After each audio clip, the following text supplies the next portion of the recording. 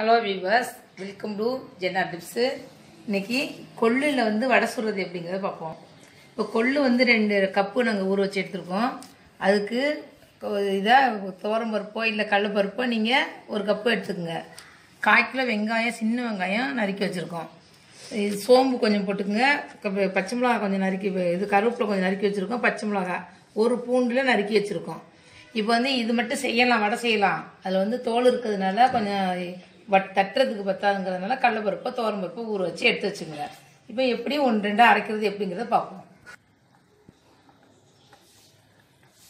எல்லாத்தையும் இது மாதிரி 1-2 அரைச்சி எடுத்து வச்சுக்கிடுவோம். இங்கே பாருங்கள், இதுமாரி அரைச்சிக்கிடுவோம்.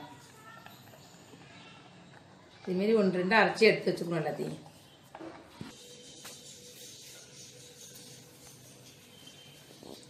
இப்போ 2 பருப்பையும் நல்லா அரைச்சி வச்சுருக்கோம். பாருங்கள், இதுமாரி அரைச்சி வச்சுக்கணும்.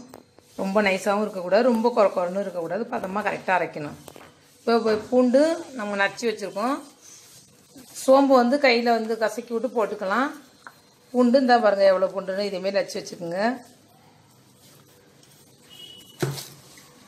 உப்பு தேவையான அளவுக்கு இந்த உப்பு போட்டுருக்கோம்.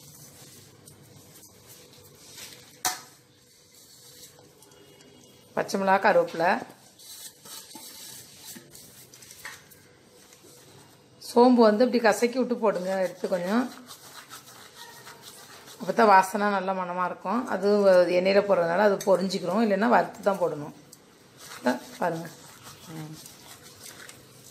உடஞ்சிக்கிறோம்ல அது மாதிரி.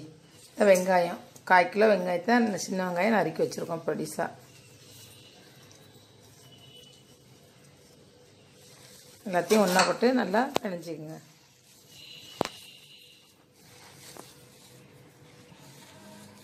இதுமாரி நல்லா பிசைஞ்சிக்கணும்.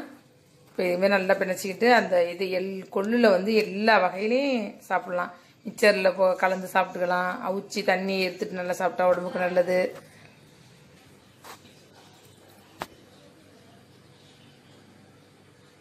இப்போ நல்லா ஊறிடுச்சு, நல்லா செட் ஆயிடுச்சு. பிணைஞ்சி வச்சுருக்கோம் கரெக்டாக பக்குவமாக. இப்போ வடைக்கு நம்ம தட்டி போடுவோம்.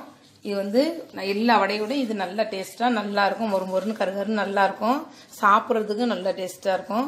உடம்புக்கும் ஆரோக்கியமானது தான் அந்த கொள்ளுங்கிறது. அந்த மாதிரி இதுமாரி செஞ்சுங்க, உடையாமல் நல்லாயிருக்கும் கரெக்டாக.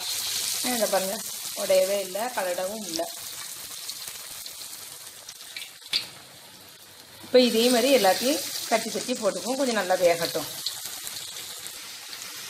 பாருங்கள், நல்லா வெந்திருக்குது. நல்லா அழகாக சிவப்பாக நல்லா வெந்துருச்சு. இதேமாரி எடுத்துக்கிற வேண்டியதுதான். நல்லா பொன்னிறமாக நல்லா இருக்குது. கருகருன்னு நல்லா சூப்பராக இருக்குது, வெந்திருக்குது.